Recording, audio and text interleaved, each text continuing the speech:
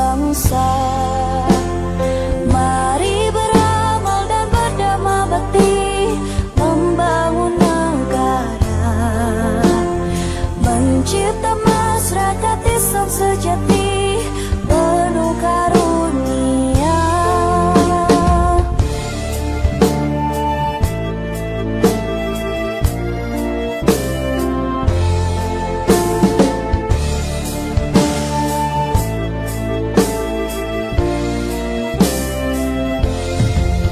Berkibarlah pagi matahari, menghias langit Ibu Pertiwi.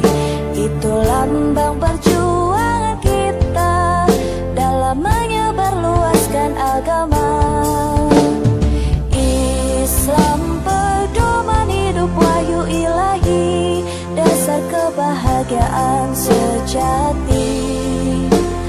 Mari beramal dan berdama bakti, membangun negara, mencipta masyarakat Islam sejati, penuh karunia.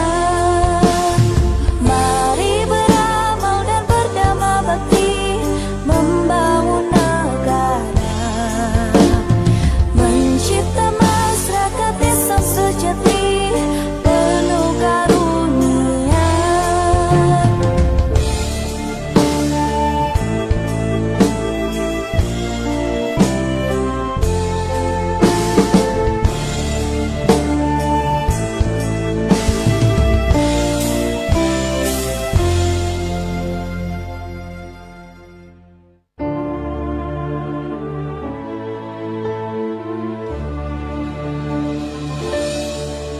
Wahai warga Asia sejati, sadarlah akan kewajiban suci, membina harkat kaum wanita, mencari yang utama negara. Di telapak kakimu terbentang surga, di tanganmu lah nasib bangsa. Mari beramal dan berdama bakti, membangun negara, mencipta masyarakat Islam sejati, penuh karunia.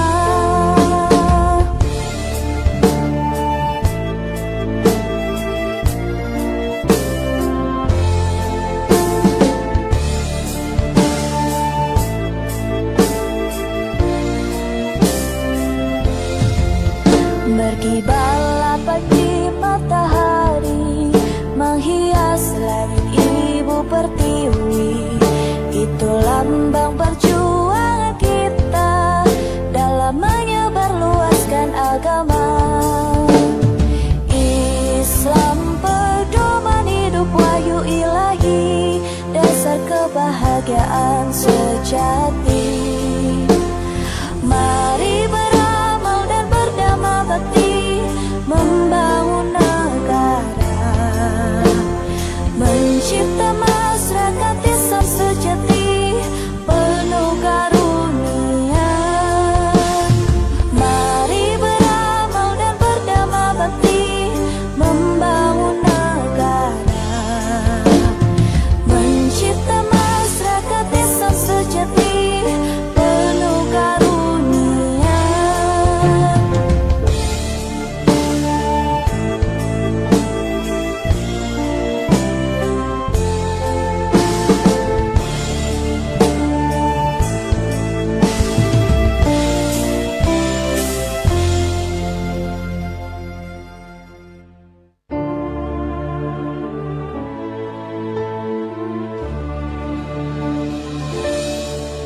Wahai warga Asia sejati, sadarlah akan kewajiban suci, membina harkat kaum wanita, mencari tiang utama negara. Di telapak kakimu terbentang surga, di tanganmu lah nasib bangsa. Mari beramal dan berdama bakti, membangun negara, mencipta masyarakat Islam sejati penuh karunia.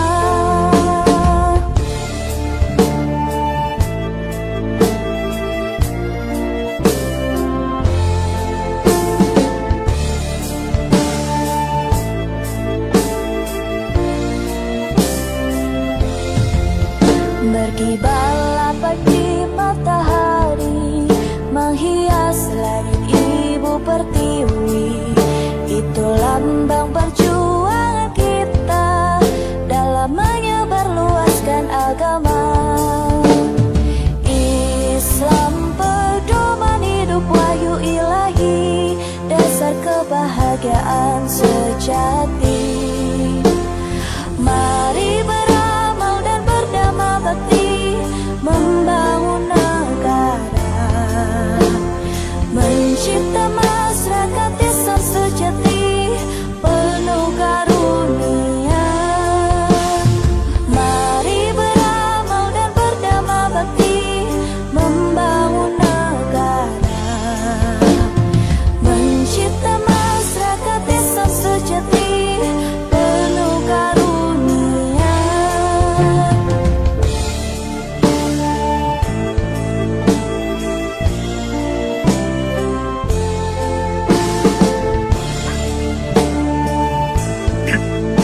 Assalamualaikum warahmatullahi wabarakatuh. Alhamdulillahirabbil alamin. Waalaikumsalam warahmatullahi wabarakatuh. Alhamdulillah wa ala alihi wa ashabihi ajma'in amma ba'd. Jemaah pengajian Zumiyah yang dirahmati Allah Subhanahu wa taala, mari kita senantiasa bersyukur kepada Allah Subhanahu wa taala atas segala limpahan rahmat dan karunia-Nya, sehingga di hari Kamis sore ini, di tanggal 1 Februari 2024 Miladia, kita kembali dipertemukan oleh Allah Subhanahu wa taala dalam keadaan sehat walafiat. Salawat serta salam senantiasa teriring kepada Nabiullah Muhammad sallallahu alaihi wasallam serta keluarga, para sahabat dan para pengikut-pengikutnya yang setia kepada beliau. Jamaah taklim yang dirahmati Allah Subhanahu wa taala, meskipun ini masih 6 audiens yang ikut dan waktu semakin berjalan, maka mari kita membuka pengajian pada sore kali ini dengan membaca basmalah. Bismillahirrahmanirrahim. Bismillahirrahmanirrahim. Bismillahirrahmanirrahim. Kepada Kiai Haji Siswanto dipersilakan. Asik, Mas.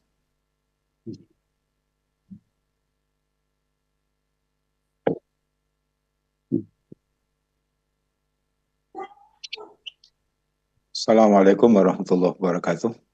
Waalaikumsalam warahmatullahi wabarakatuh. Alhamdulillah nahmaduhu wa nasta'inuhu wa nastaghfiruh. Wa na'udzu billahi min syururi anfusina min sayyiati a'malina.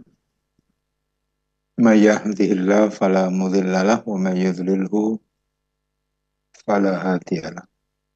Asyhadu an la ilaha illallah wahdahu la syarika lah wa asyhadu anna Muhammadan abduhu wa rasuluh. Allahumma salli wa sallim wa barik ala nabiyyina Muhammad wa ala alihi wa ashabihi wa man tabi'ahum bi ihsanin ila yaumiddin. Bapak sekalian yang saya hormati, syukur kita panjatkan kehadirat Allah Subhanahu wa taala atas segala limpahan rahmat dan karunia-Nya kepada kita sekalian. Salawat salam semoga tetap tercurah atas Nabi kita Muhammad sallallahu alaihi wasallam. Kita berharap semoga apa yang kita lakukan saat ini dicatat oleh Allah Subhanahu wa taala sebagai amal soleh kita semua. Amin ya rabbal alamin. Ya. Melanjutkan materi sebelumnya, Ya, antara lain secara berlanjut, yang paling dekat adalah kita sudah memahami makna La ilaha illallah sebagai salah satu di antara dua syahadat.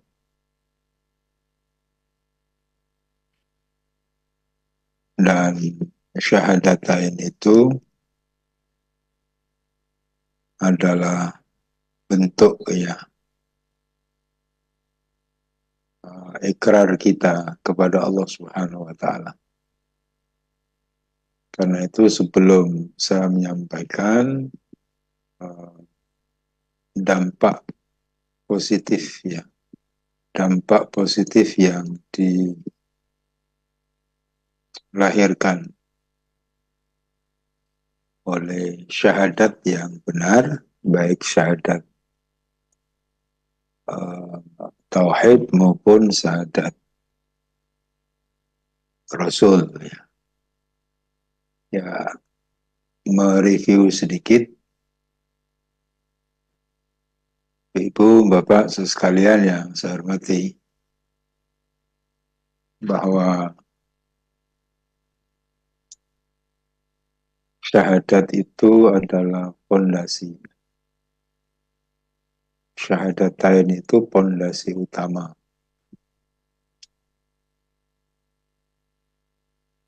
Fondasi utama dari akidah Islam yang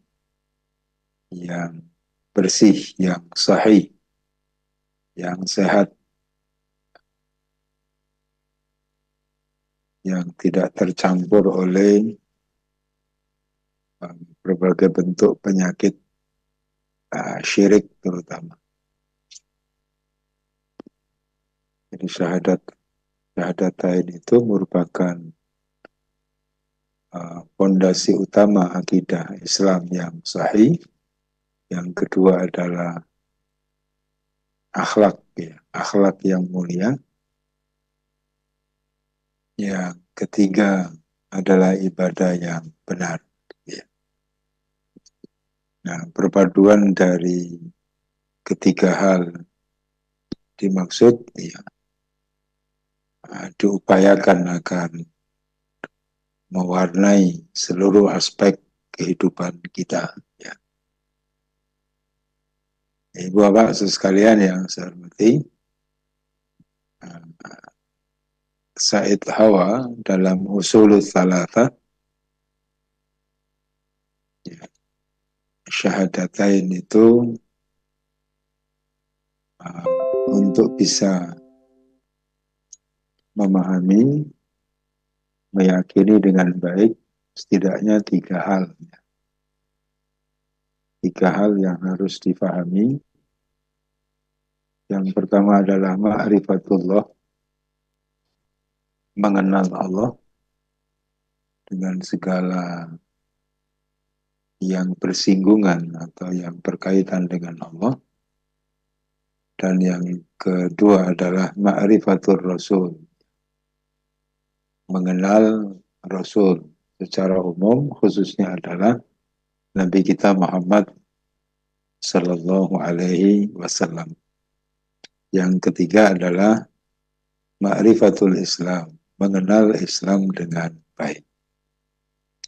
Ya, Ibu Bapak sekalian yang saya hormati, sebagaimana awal-awal sudah saya sampaikan, arti syahadat. Arti syahadat secara bahasa itu proklamasi. Jadi kita memproklamirkan pengakuan kita, ikrar kita. Nah, itu kita bisa dapati di surat Ali Imran ayat 18, syahidallah annahu la ilaha illallah, annahu la ilaha illahu. Allah menyatakan, bahasa yang saya pakai adalah proklamasi. Jadi Allah memproklamirkan dirinya bahwa tidak ada Tuhan melainkan Dia. Jadi arti syahadat secara bahasa adalah pertama proklamasi, yang kedua hadir, yang ketiga adalah menyaksikan, dan yang keempat adalah kesaksian, yang kelima adalah sumpah. Ya, maka dalam persidangan misalnya hampir dipastikan saksi itu diperlukan untuk mengurai kebenaran masalah yang ditangani oleh hakim. Ya, dalam arti hadir. Ya, tidak mungkin orang bisa bersaksi dan memberikan sumpah kalau tidak hadir pada saat ada peristiwa. Yang kedua, bagaimana dia memberikan kesaksian kalau dia tidak menyaksikan. Kalau tadi hadir di tempat peristiwa, TKP lah, dia berada di TKP. Tapi kan tidak semua orang yang berada di TKP itu menyaksikan. Dia menyaksikan, karena dia menyaksikan tentu dia hadir di TKP, tempat kejadian perkara. Ya, karena dia hadir plus menyaksikan, maka ia bisa memberikan kesaksian. Nah, biasanya orang yang diminta memberikan kesaksian dituntut untuk bersumpah agar kesaksiannya itu dapat diyakini kebenarannya oleh, katakanlah oleh hakim, oleh jaksa, dan lain-lainnya. Ya, Bapak sekalian yang saya hormati, nah itu setidaknya syahadat, ya, syahadatain secara bahasa. Nah, hakikat syahadat itu apa? Ya, hakikatnya syahadat itu adalah pintu gerbang Islam. Ya. Jadi kalau sudah bersyahadat, berarti kita sudah punya SIM untuk masuk di wilayah Islam. Yang kedua, syahadat itu adalah intisari ajaran Islam. Yang ketiga, idealnya syahadat itu menjadi titik tolak perubahan. Dan yang keempat, syahadat itu menjadi hakikat dakwah para nabi dan para rasul. Dan yang terakhir, syahadatain itu punya keutamaan yang luar biasa yang menjadi jaminan bagi siapapun untuk bisa menjadi penghuni surga. Karena itu penting, Bapak sekalian yang saya hormati, buat kita semua memperhatikan kembali syahadat yang minimal 9 kali. Minimal 9 kali kita ucapkan. Kalau sholat wajibnya lengkap. Ya, Bapak sekalian yang saya hormati,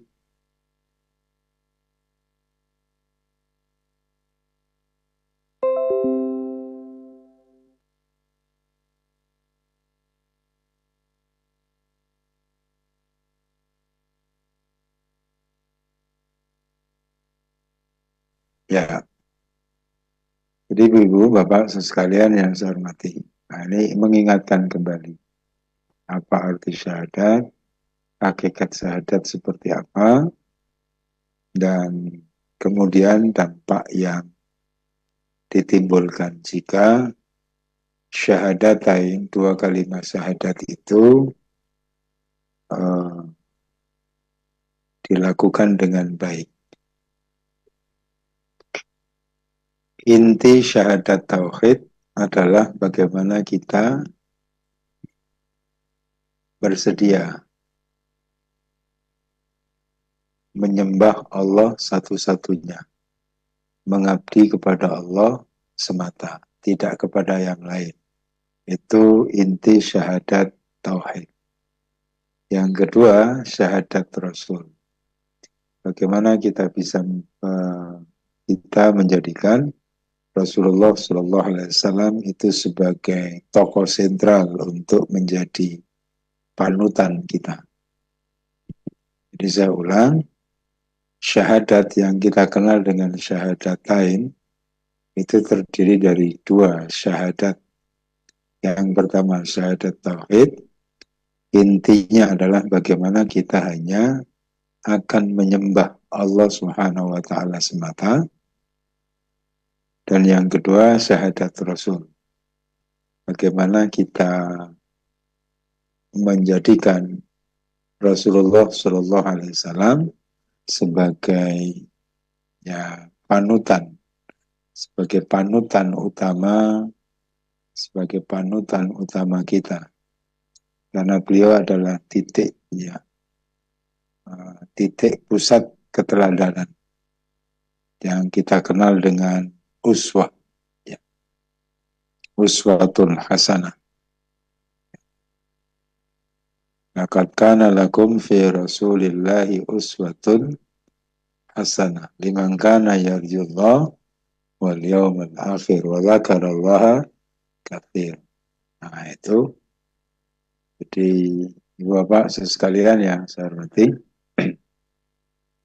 Ibu Sarah,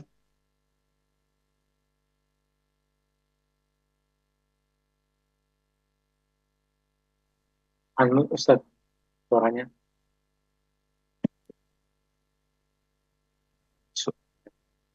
Suara menghilang.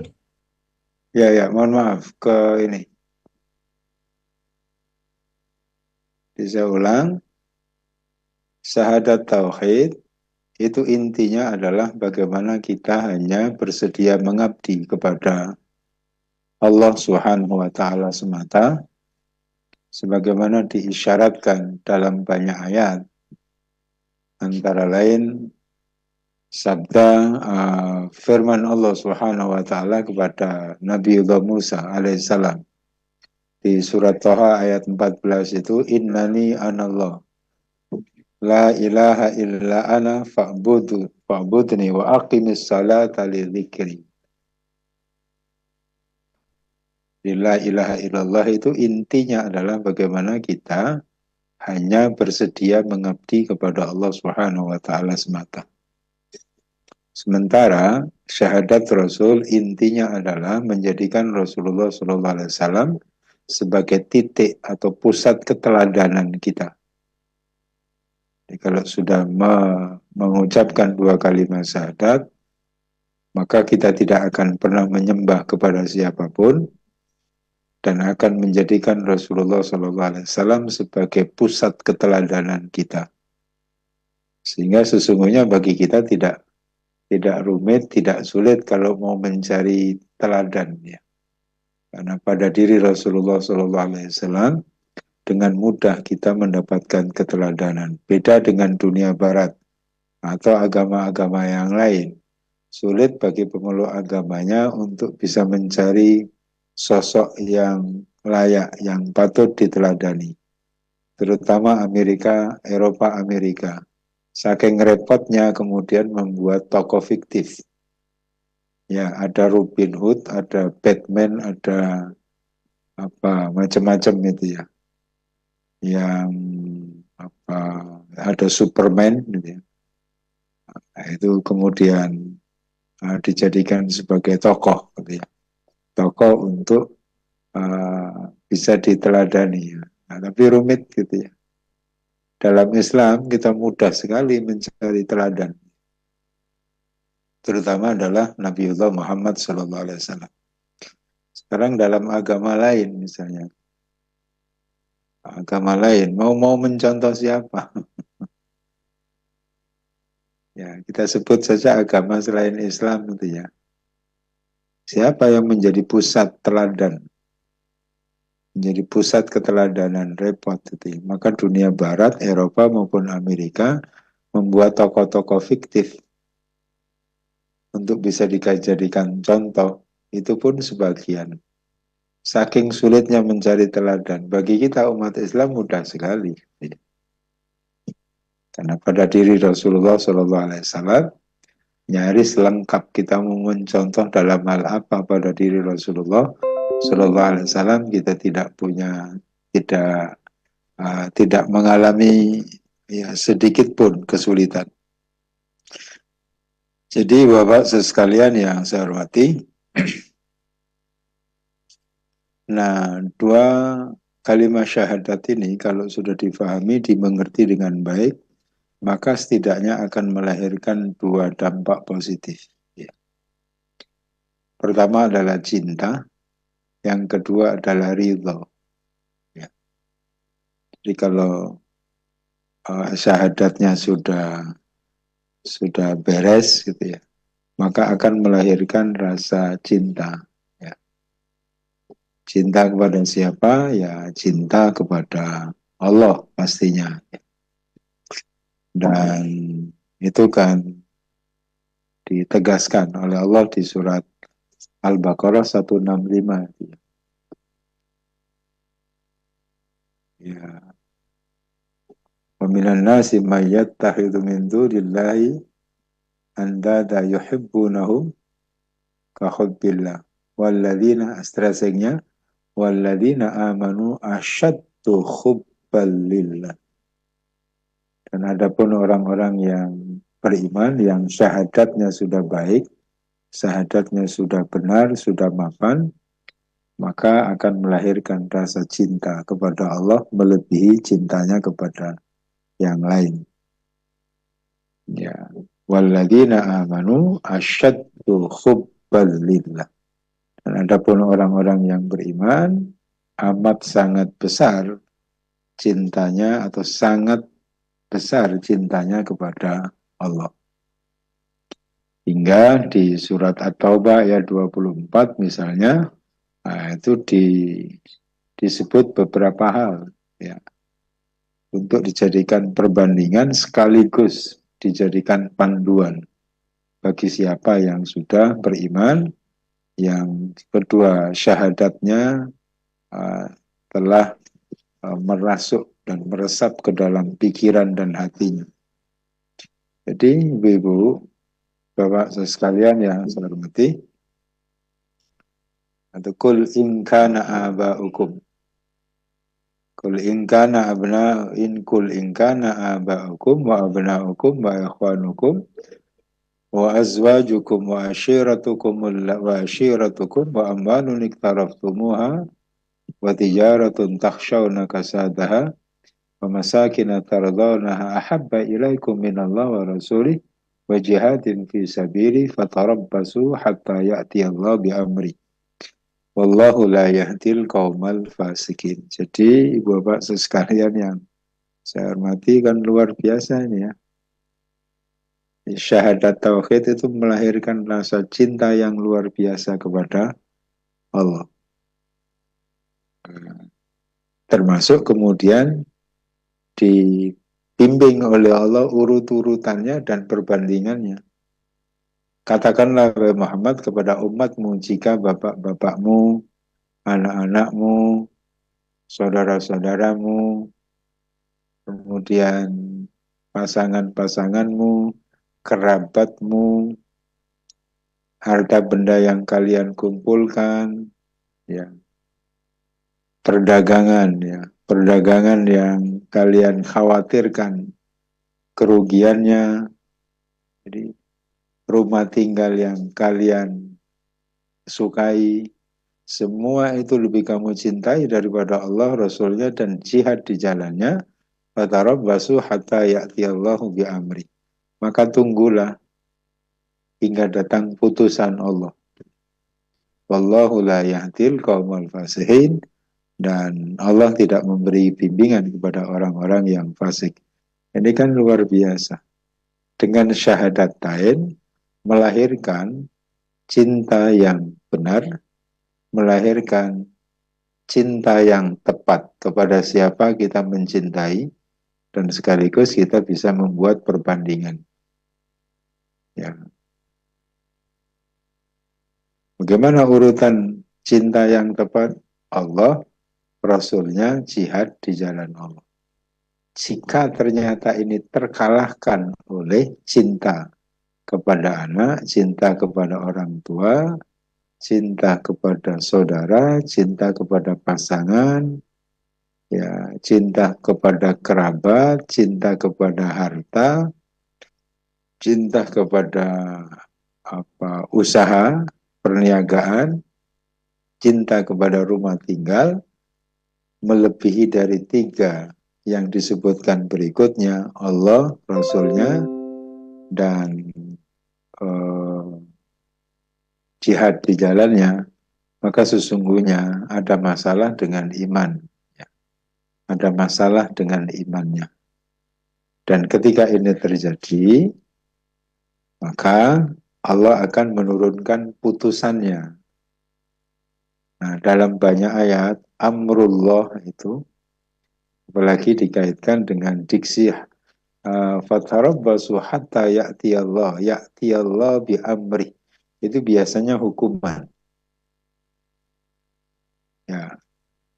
Kalau saya cermati dan beberapa penjelasan para ulama-ulama tafsir, kalau ada kata hatta ya'tiyallah bi amri, itu dimaksudkan adalah putusan Allah. Hanya ada 2. Ya. Jadi kemungkinannya hanya ada 2. Hukuman atau kemenangan. Ya.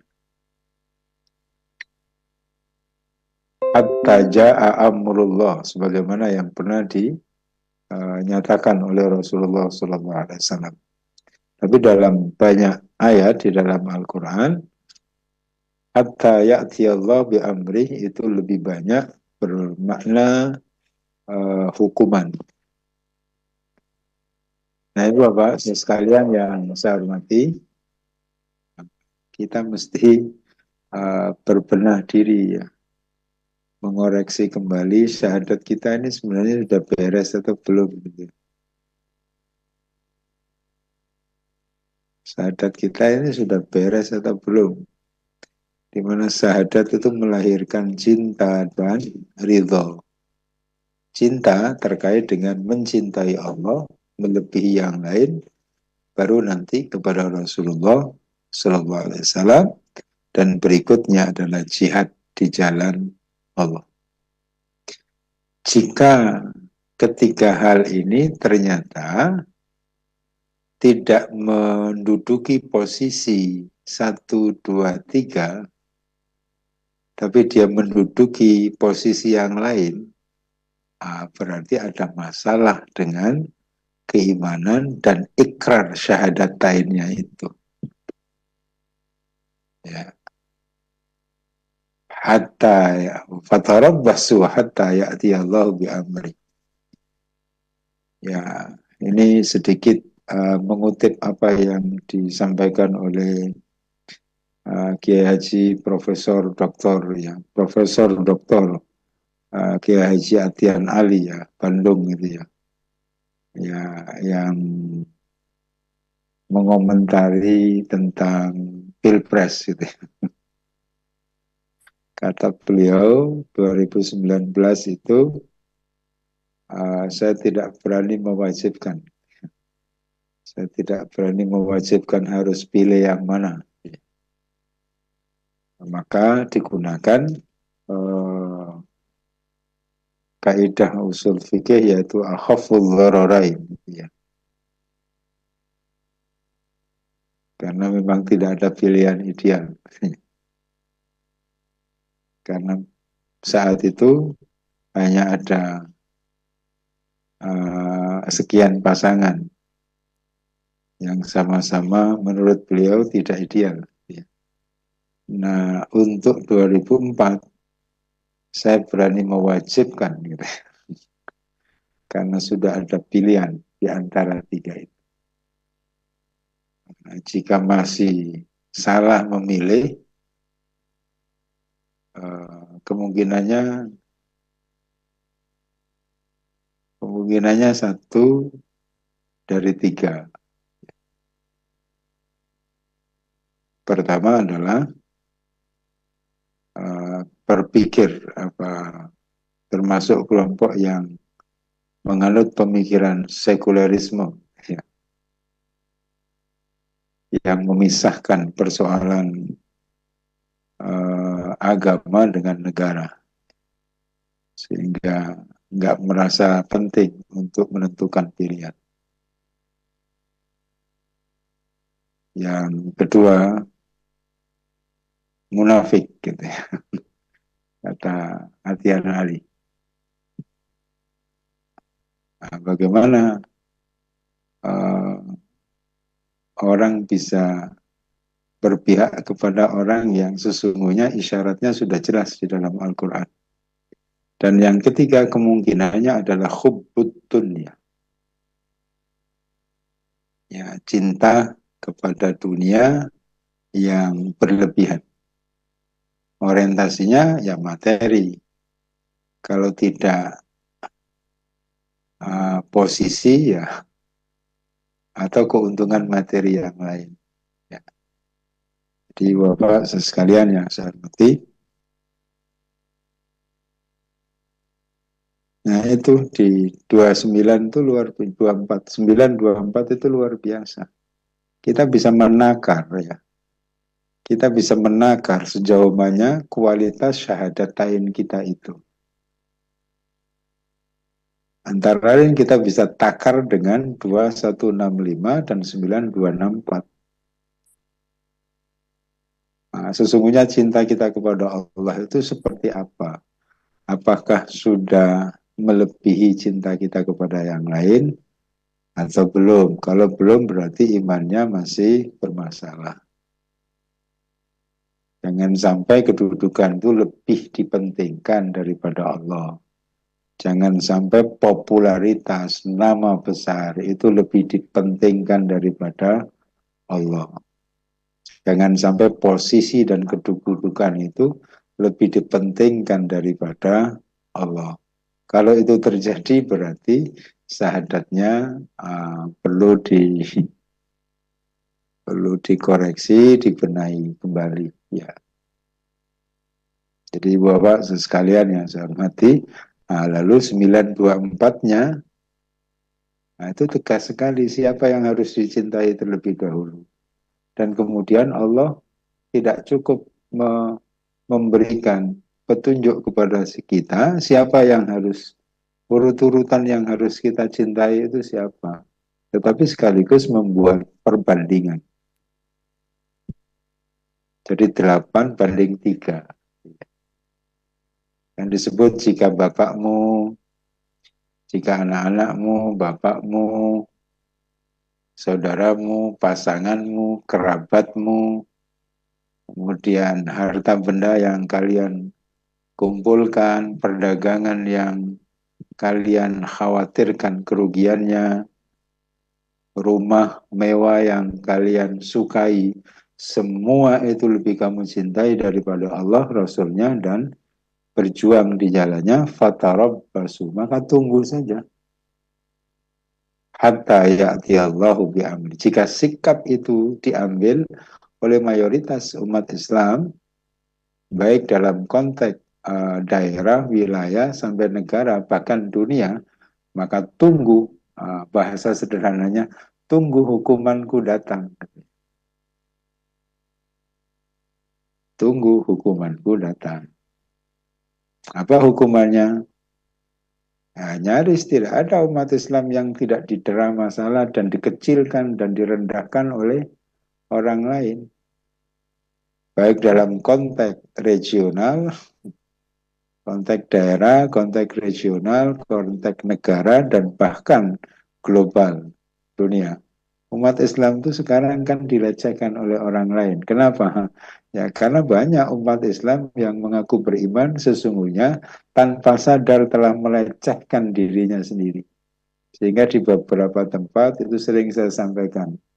Umat Islam itu sekarang lucu-lucu gitu.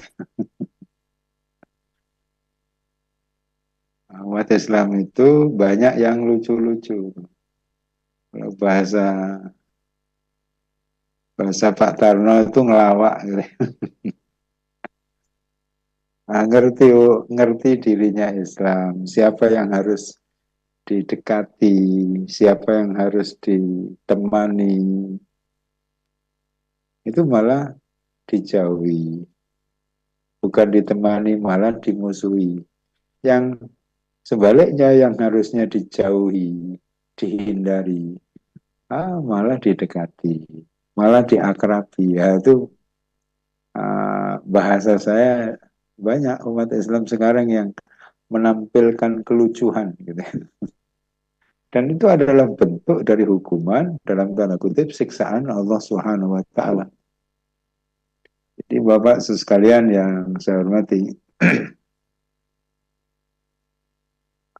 ini yang pertama, menghadirkan cinta. Dampak dari syahadatain yang lurus, yang benar, yang tepat itu adalah menghadirkan cinta yang benar. Ya. Dan yang kedua, Bapak sekalian yang saya hormati, ridho, menghadirkan ridho. Ya. Ridho apa? Ridho terhadap ketetapan Allah Subhanahu wa taala. Tanpa ada sedikit pun tanpa ada sedikit pun hati yang gerundel gitu ya.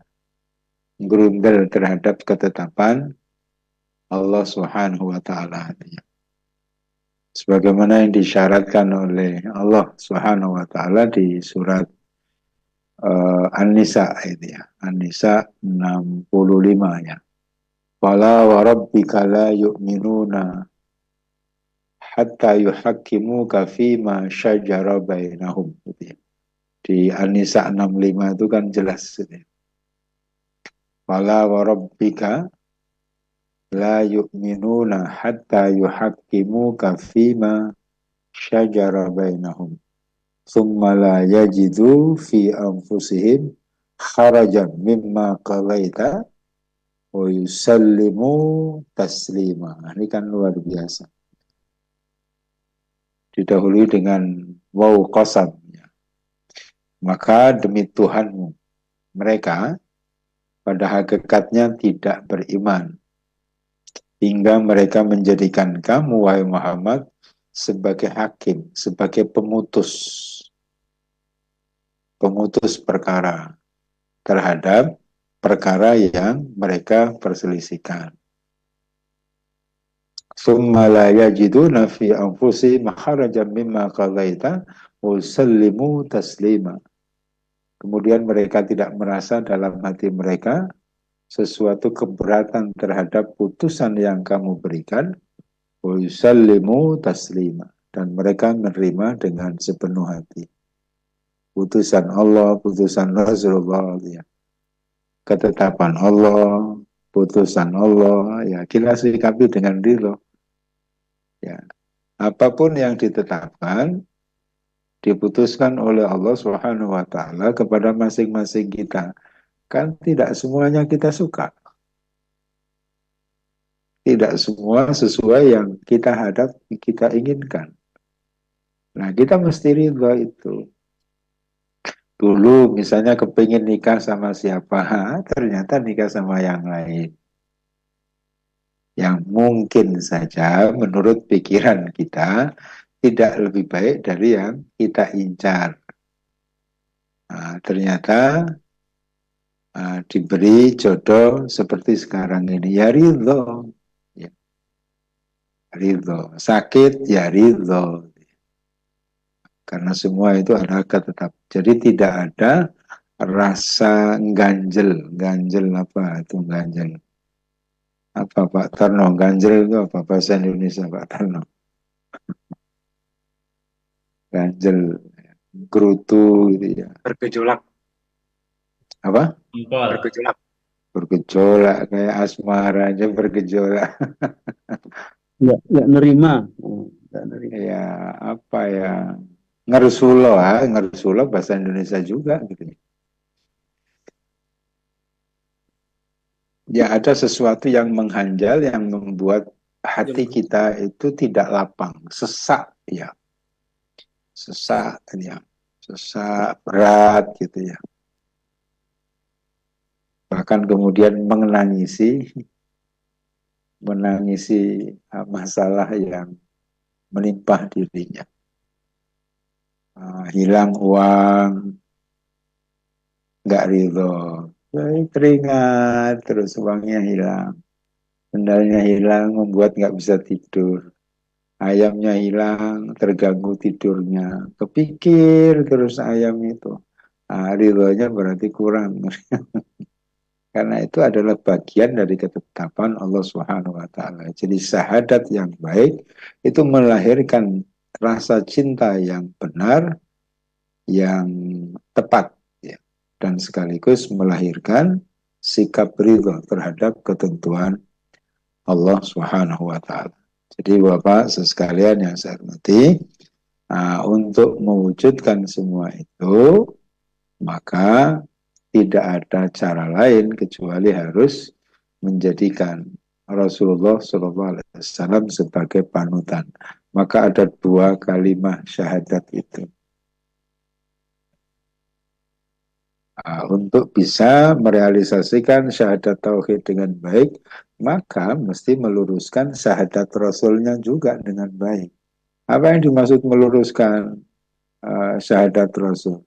Ya, jadikan Rasulullah SAW itu sebagai pusat, ya, sebagai pusat keteladanan. Kenapa? Karena Allah memberikan jaminan, toh, taat kepada Rasulullah SAW itu dijamin oleh Allah pasti taat kepada Allah. Nggak mungkin taat kepada Allah, kepada Rasulullah, lalu prakteknya dia mendurhakai Allah, nggak mungkin. Sehingga Allah memberikan jaminan di An-Nisa ayat 80 insya Allah. Mayyuti'ir Rasul faqad ata Allah. Barang siapa yang mentaati Rasul, sungguh ia telah mentaati Allah. Bahkan ada satu ayat yang sangat familiar di surat Ali Imran ayat 31. Qul in kuntum tuhibbunallah fattabi'uni yuhibbukumullah wa yaghfir lakum dzunubakum wallahu ghafurur rahim. Itu luar biasa kan. Maka harus padu antara syahadat tauhid dengan syahadat Rasul. Perpaduan syahadat tauhid dan syahadat Rasul itu tersimpul dengan baik di dalam Al-Quran, ya, di dalam Islam. Maka sesungguhnya agama yang dibawa oleh Nabi kita Muhammad SAW itu sama dengan agama yang dibawa oleh nabi-nabi sebelumnya. Nah, sempurnanya pada masa Rasulullah SAW. Maka untuk memelihara lurus, tepat, dan benarnya syahadat kita, maka Allah memerintahkan kepada kita, ya ayyuhalladzina amanu udkhulu fis-silmi kafah. Ya, masuk Islam total gitu ya.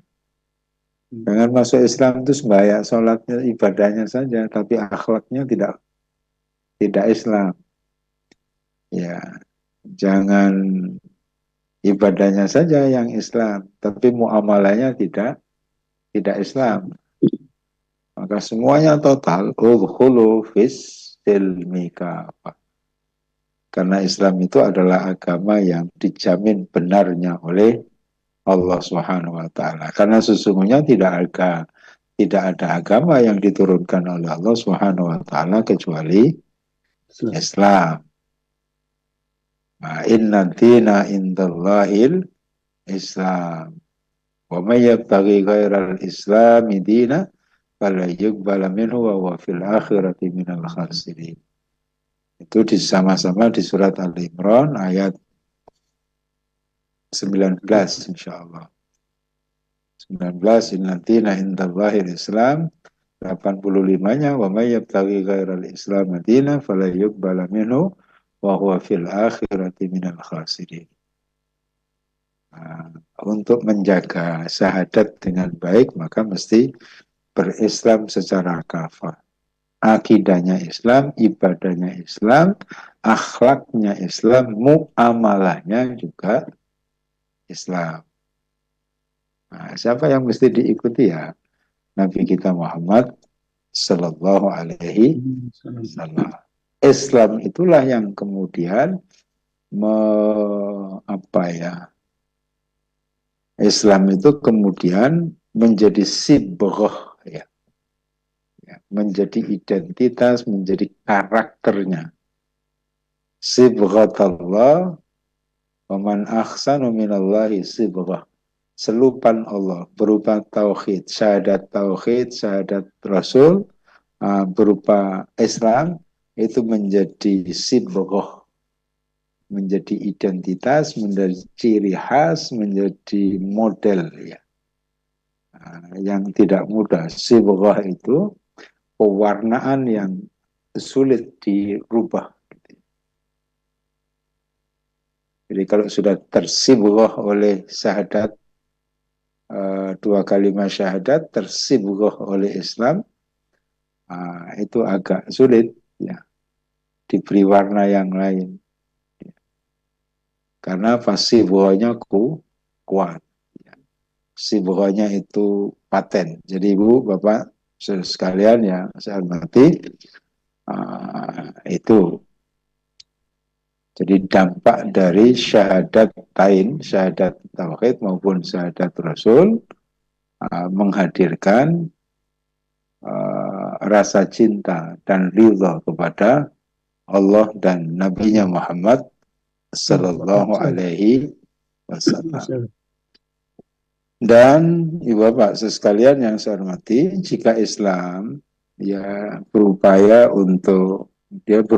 untuk mengislamkan dirinya dari berbagai sisi kehidupannya, dan itu akan menjadi sibghatallah man ahsanu minallahi sibghah. Itu bisa dilihat di surat Al-Baqarah ayat 135 insyaallah, bisa dicek. Sibghatallah wa man ahsanu minallahi sibghah wa nahnu lahu muslimun. Jadi dia dicelup oleh Islam yang kafah. Sibghah Allah, celupan Allah, pewarnaan Allah. Kalau di Jawa itu ada istilah wantek. Kalau sudah diwantek oleh Allah, dan itu adalah wantek terbaik yang tidak mudah luntur, dengan kesediaan masuk Islam secara total, baik dari sisi agama, sisi akidah, sisi ibadah, akhlak, dan muamalah, itu tersibghah dengan baik. Termasuk nanti berbisnis, berpolitik, dan lain-lain. Seringkali kan orang-orang kita, itu kan agamanya begitu, cuma dalam politik nggak bisa begitu. Kan sering, dalam politik nggak bisa begitu. Artinya politik boleh bohong. Ya, kalau siasat beda lagi. Jadi politik itu bisa membolak-balik apa yang diinginkan. Maka ada istilah di Jawa itu apa Pak Tarno ya, yang pagi dele, sore dele gitu ya. Sore dele, pagi tempe. Sore dele ya. Sore dele apa sore tempe? Nggak tahu nih. Ya, hari ini ngomong apa, besok ngomong apa.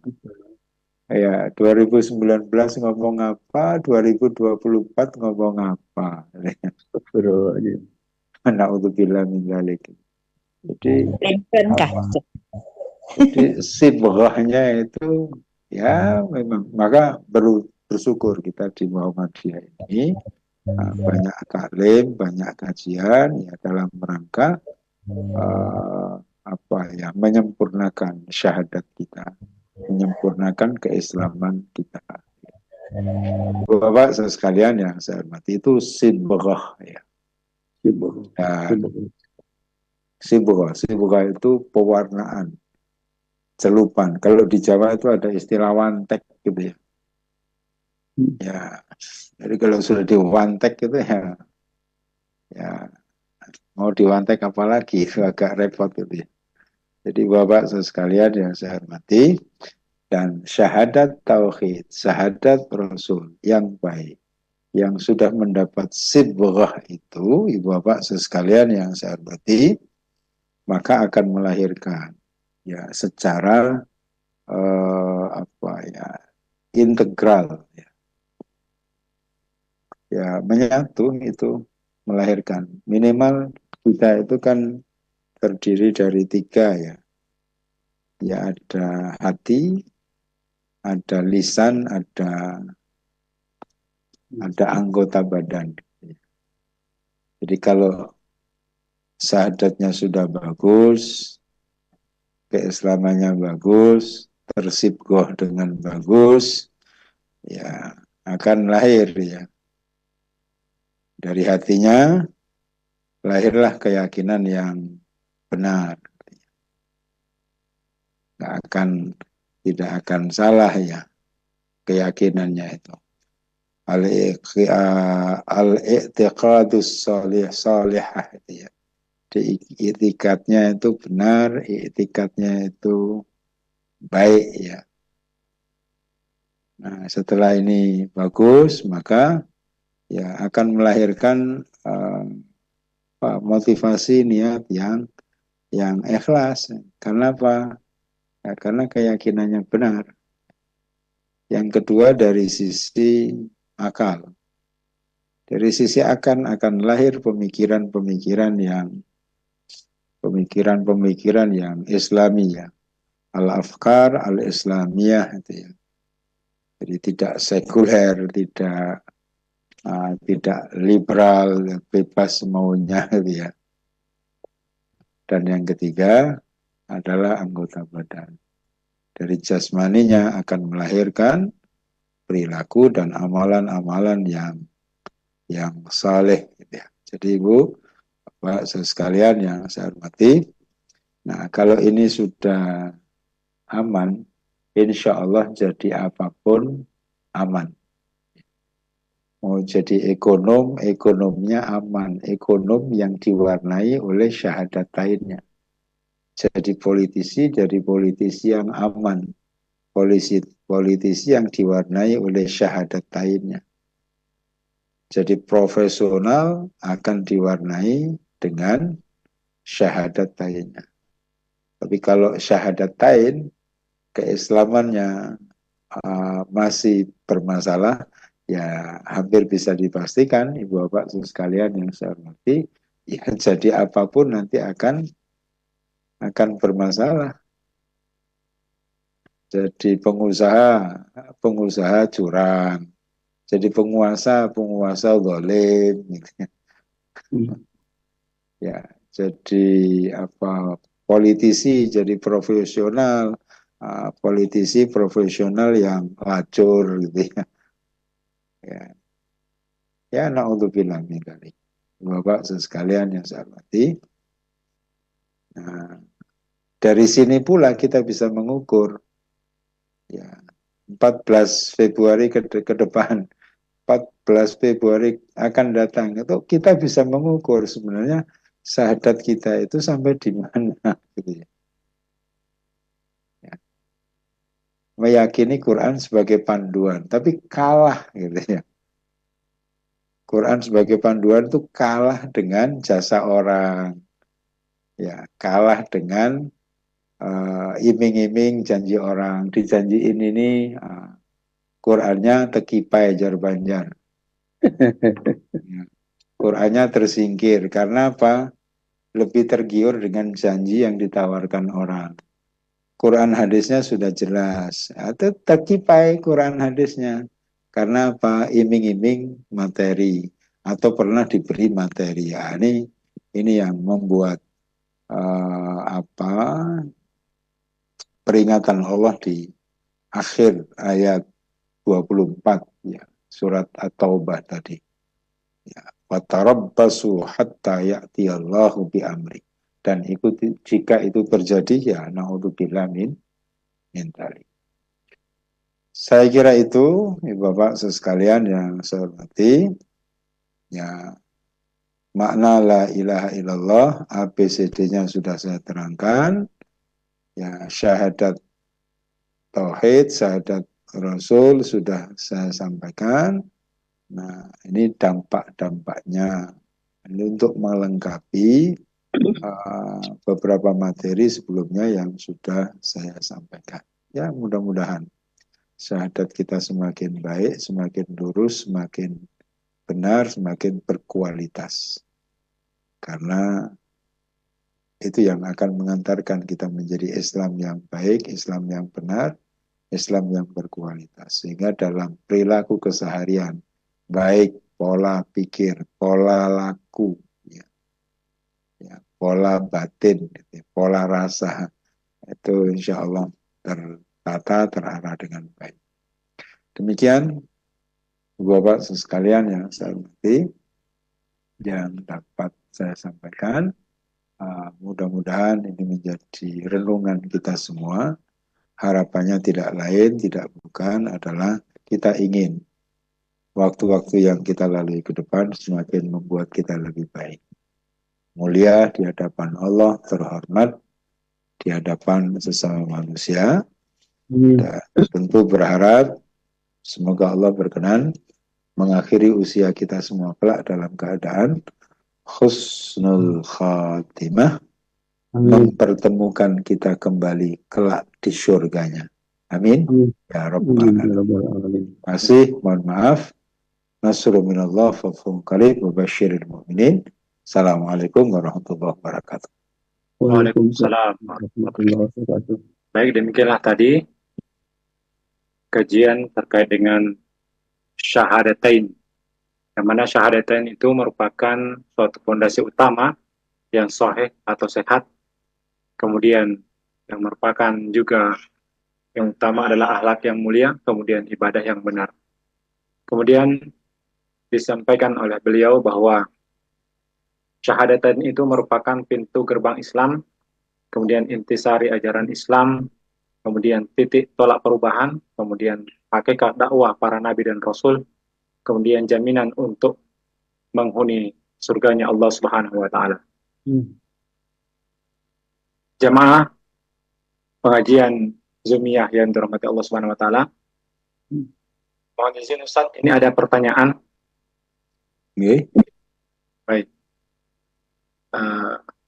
Ustaz, saya sering mendengar narasi orang yang berucap kan semua calonnya Islam. Untuk mungkin ini Pilpres ini mungkin.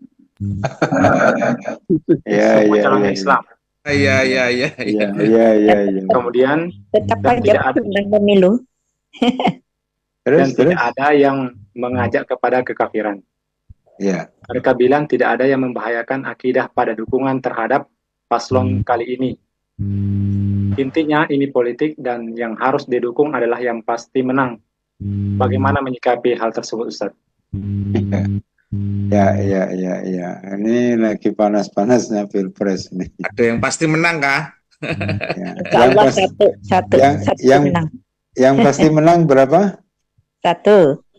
Iyalah, nggak mungkin. Satu lah. Nah, nggak mungkin 3. Kalau 3 yang menang berarti batal. Masa 3-3-nya menang? Satu aja dulu. Ya, Ibu, Bapak sekalian yang saya hormati, tentu tidak sesederhana itu. yang kita lihat itu bukan sekedar tiga-tiganya Islam, tapi kualitas Islamnya seperti apa. Ya, saya meminjam dengan bahasa yang sekarang lagi trendy adalah rekam jejak. Rekam jejaknya selama ini,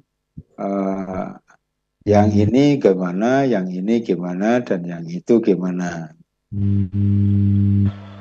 Termasuk, mohon maaf, keperpihakan terhadap umat Islam itu kan kita bisa lihat semua. Jadi bukan sekedar Islam, ya. Oh, tidak membahayakan. Bagaimana tidak membahayakan? Ya, kekuasaan itu menentukan. Bagaimana tidak membahayakan jika, mohon maaf, tadi syahadatnya bermasalah. Kalau syahadatnya bermasalah, hampir bisa dipastikan keislamannya juga bermasalah. Kalau keislaman bermasalah, nanti pola pikirnya bermasalah, hatinya bermasalah, tindakannya juga pasti bermasalah. Dan ketika itu punya masalah, maka sesungguhnya itu masalah buat kita dan masalah buat anak cucu kita. Bapak sekalian yang saya hormati, kita membutuhkan, ya, kita mesti cermat ya di beberapa tempat. Cuman di sini kan rasanya belum saya sampaikan ya. Di beberapa tempat sudah saya sampaikan itu, walaupun masih perlu waktu tambahan gitu ya. Di beberapa tempat saya sampaikan, jadilah pemilih yang baik.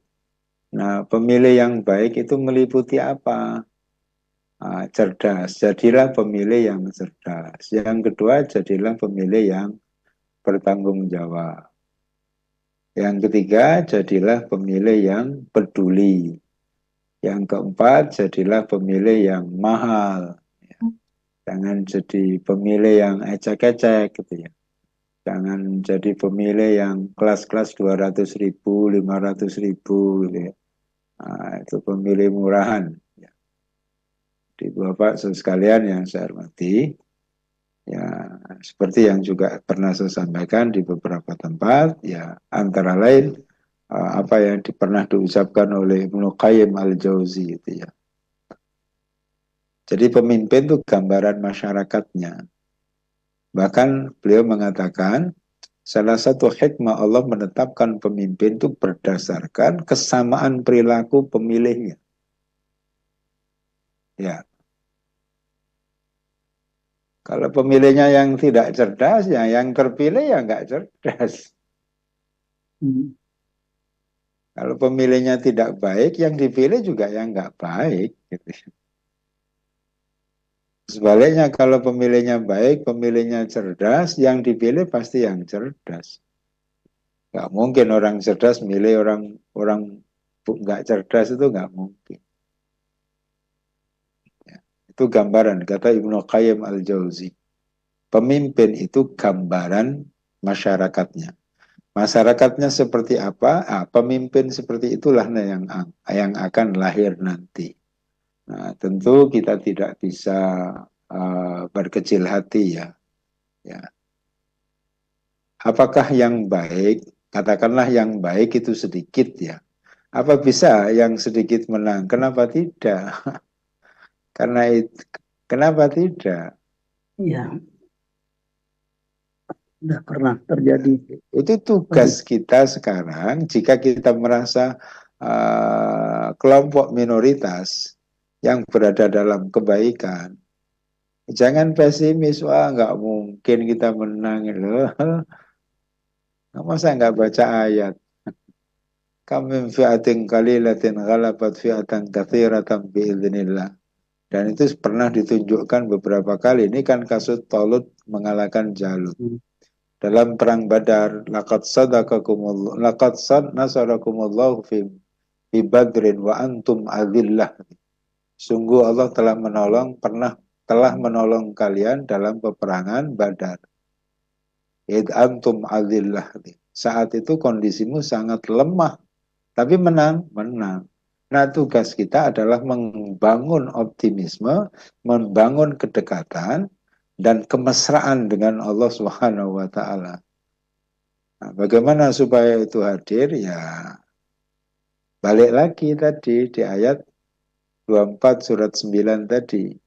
Mana yang lebih kita cintai? Titis, kedudukan, atau Allah, Rasulnya, dan berjuang di jalannya? Ya, kan janji Allah begitu. Ya ayyuhalladzina amanu in tansurullah yansurkum wa yuthabbit aqdamakum. Itu salah satu janjinya. Ya, bisa dibuka nanti surat Muhammad ayat 7. Surat ke-47 ayat 7. Jika kamu menolong agama Allah, maka Allah akan menolong kamu. Jadi jangan diviralkan. Kan semuanya sama Islam gitu ya.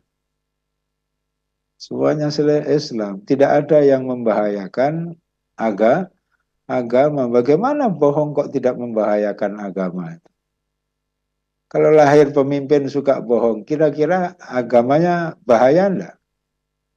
Bahaya.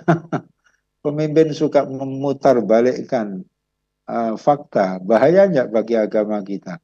Bahaya. Maka lahirlah konsep ini, konsep itu, dilarang ini, dilarang itu, yang kesemuanya itu membuat upaya kita mendekat dan memperbaiki hubungan yang harmonis dengan Allah terganggu. Ya, jadi jangan berpikir hari ini. Dan yang kedua, jangan hanya berpikir hari ini. Bisa jadi siapapun yang terpilih 2004 ini, agama kita tentang Islam.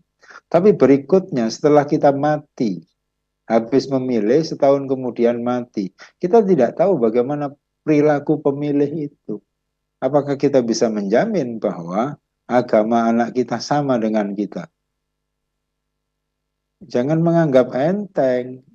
Islam di Indonesia itu belum pernah tercatat punya zaman keemasan. Itu sangat mungkin. Nah, coba dibandingkan saja dengan Spanyol. Spanyol itu hebat, itu punya masa kejayaan, dan situs-situs kebesaran Islam di Spanyol tuh sampai hari ini kita masih bisa lihat. Dan apa yang terjadi sekarang? Umat Islam kelompok minoritas. Yang hari ini agamanya tidak Islam, bisa jadi kakek nenek moyangnya saat itu adalah ulama besar di Spanyol. Apalagi kita yang nggak apa-apa ini. Kemudian nanti setelah kita wafat, negeri ini dipimpin oleh orang yang tidak menjaga hubungan, tidak mengarahkan dan menjaga hubungan baik dengan Allah. Sangat mungkin agama anak cucu kita beda dengan kita. Nah, apakah kita mau begitu? Nah, semua kita kan ingin masuk Islam, ingin masuk surga sama-sama, dipertemukan oleh Allah sebagaimana yang diisyaratkan oleh Allah di surat At-Tur ayat 21 itu. Walladzina amanu wattaba'athum dzurriyyatuhum biimanin alhaqna bihim dzurriyyatahum. Dipertemukan nanti di surga antara kita, antara anak, bapak, dan turunan berikutnya. Itu akan terjadi kalau estafet keimanan itu tetap melekat pada dirinya. Nah, kalau kita saja yang Islam, kemudian turunan kita yang pertama masih Islam, turunan kita kedua, ketiga, tidak bisa kita menjamin. Dan salah satu yang bisa menjaga itu adalah pemimpin yang tepat, pemimpin yang benar, pemimpin yang baik. Ya, jangan dianggap sepele. Karena Islam semua, ya Islam semua. Coba, ya mohon maaf, saya nggak tahu siapa yang bertanya. Kan Islam semua, coba diperhatikan satu-satu. Islam yang satu bagaimana, Islam yang dua gimana, Islam yang tiga gimana. Lihat rekam jejaknya sebagai orang yang punya wawasan. Ya. Kita kan orang yang punya wawasan dan menjadikan Islam sebagai panduan. Dasarnya adalah Quran dan Sunnah. Narasi itu jangan sampai dibiarkan viral. Tiga-tiganya kan Islamiyah, tapi Islamnya gimana? Kita sendiri saja kalau punya anak mau dilamar orang, Apa cukup hanya melihat KTP-nya Islam atau kepalanya pakai songkok? Kan tidak sekedar itu. Itu baru anak kita dilamar orang. Apalagi memilih pemimpin yang memberikan dampak yang lebih luas dari sekedar menerima calon menantu. Ya. Lebih-lebih pilihan kita itu akan kita pertanggungjawabkan di hadapan Allah. Dan itu mengerikan. Jangan sampai kita memilih yang salah padahal ada yang benar, memilih yang tidak baik padahal ada yang baik, dan yang tidak baik, yang tidak benar itu kita pilih. Lalu ditakdirkan oleh Allah sebagai hukuman dalam tanda kutip, dia menang. Maka kebijakan apapun yang menyengsarakan siapapun, itu kita ikut andil, memikul dosa. Ayatnya kan jelas. Ya, banyak ayat tentang itu. Hadis-hadis juga banyak. Ya, saya sampaikan salah satu sajalah di surat Yasin. Di surat Yasin ayat 12. Nahnu nuhyil mauta wa naktubu ma qaddamu wa atharahum. Yang ditulis itu adalah apa yang telah dilakukan dan bekas yang dia tinggalkan. Apa yang dilakukan pada saat hidup? Memilih calon ini. Dan calon yang dipilih menang.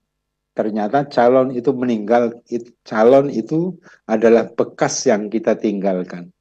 Jika ternyata calon yang kita pilih, kita lalu menang dan menebar berbagai macam kemadaratan, maka bekas itu pun akan terus mengalir, dicatat oleh Allah Subhanahu wa Ta'ala. Nah, itu yang perlu. Oh, ngeri, bukan sekedar ini 1 menit 1 detik. Kan semua dicatat oleh Allah yang telah dilakukan. Bekas yang ditinggalkan. Nah, kalau kita sudah memilih dengan perhitungan yang matang, oh ini yang paling baik di antara yang ada, oh ini yang paling layak di antara yang ada, paling tidak kita saat ditanya oleh Allah bisa menjawab yang kita pilih sudah benar. Persoalan menang kalah itu ketetapan Allah. Ya. Persoalan menang kalah itu ketetapan Allah. Tapi kita sudah punya keuntungan bahwa yang kita pilih itu tidak salah. Ya. Jadi itu Ibu sekalian yang saya hormati. Nah, ingat hidup itu tidak lama. Banyak kan? Bersemangat menggebu-gebu tahu-tahu mati gitu ya. Na'udzubillah min. Jangan-jangan kita habis dukung ini, menerima ini, lalu kita pakai beli makanan, kita makan, nggak lama mati gitu. Ingat, tidak ada yang tahu umur kita sampai di mana. Ya, saya kira itu. Baik. Terima kasih atas penjelasannya. Kemudian masih ada ini Ustaz terkait dengan pertanyaan. Cuma karena kita sudah berada di ujung waktu dan ini sudah melewati 10 menit, 20 menit. Kemis yang akan datang dijawab. Ya, ditunda. Mas. Jadi kami memohon maaf kepada Ibu Rusni Mastina. Insya Allah pertemuan berikutnya akan disampaikan pertanyaannya. Catat. Saya juga ada kan. Iya, ini sudah jam berapa? Dicatat dulu Pak Haji, dicatat. Ya, udah dicatat, nanti aja dikemukakan. Insya Allah. Iya. Baik. Semangat. Karena kita dibatasi oleh waktu, maka berakhir pula pengajian pada sore kali ini. Kami ucapkan banyak terima kasih kepada Kiai Haji Susanto yang telah banyak memberikan pencerahan pada sore kali ini. Semoga beliau semakin selalu sehat dan senantiasa dilindungi oleh Allah Subhanahu wa Ta'ala. Amin. Kami ucapkan banyak terima kasih kepada para jemaah sekalian yang telah hadir dalam pengajian sore kali ini. Semoga kita senantiasa istiqomah dalam kebaikan. Dan mari kita menutup pengajian pada sore kali ini dengan membaca Alhamdulillah. Alhamdulillah Rabbil Alamin. Amin. Dan kita tutup dengan doa kafaratul majelis. Subhanakallahumma bihamdik, asyhadu an la ilaha illa anta, astaghfiruka wa atubu ilaik. Nasrun minallah wa fathun qarib wa basyiril mu'minin. Assalamualaikum warahmatullahi wabarakatuh. Waalaikumsalam. Assalamualaikum warahmatullahi wabarakatuh. Baik, Bapak Ibu sekalian, pamit semua.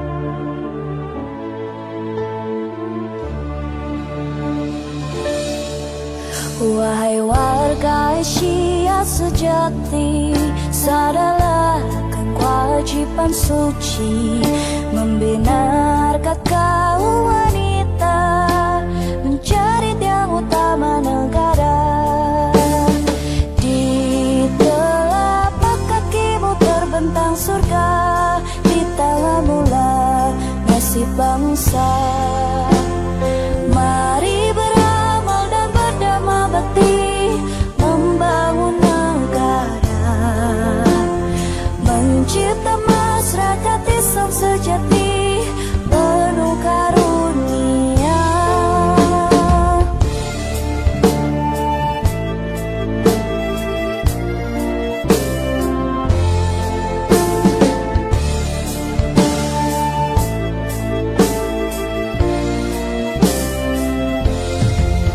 Berkibarlah pagi matahari, menghias langit ibu pertiwi. Itu lambang perjuangan kita dalam menyebarluaskan agama Islam, pedoman hidup wahyu ilahi, dasar kebahagiaan sejati. Mari beramal dan berdamai bakti, membangun negara, mencipta masyarakat Islam sejati, penuh karunia. Mari beramal dan berdamai bakti, membangun negara, mencipta masyarakat Islam sejati, penuh karunia.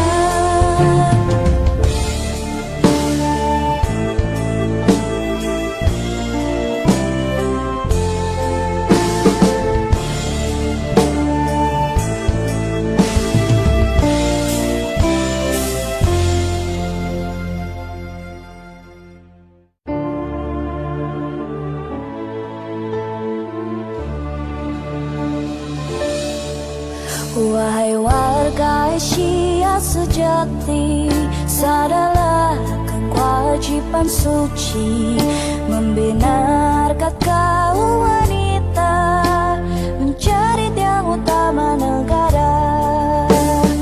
Di telapak kakimu terbentang surga, di tanganmu lah nasib bangsa. Mari beramal dan berdamai bakti, membangun negara, mencipta masyarakat Islam sejati, penuh karunia.